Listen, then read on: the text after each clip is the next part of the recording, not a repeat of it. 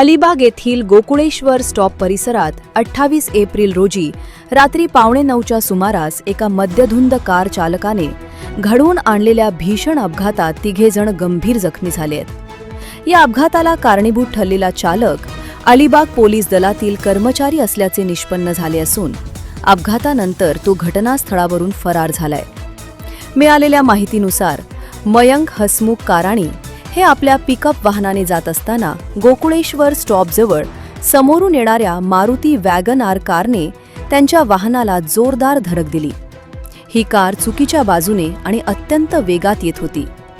या भीषण धडकेचा फटका पिकअपच्या पाठीमागून येणाऱ्या एका स्कूटीलाही बसला. या विचित्र अपघातात मयंक काराणी, धीरज शहा आणि एक स्कूटीस्वार असे 3ही जखमी झाले आहेत.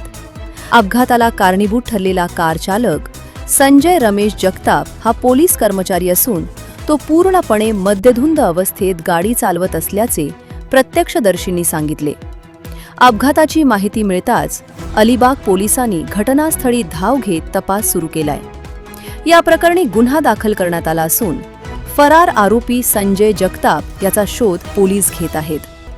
भरधाव वेगाने आणि नशेत वाहन चालवून सर्वसामान्यांचा जीव धोक्यात घालणाऱ्या या पोलीस कर्मचाऱ्याविरुद्ध परिसरातून तीव्र संताप व्यक्त होत आहे. जनोदयकरिता अमोल कुमार जैन, अलिबाग.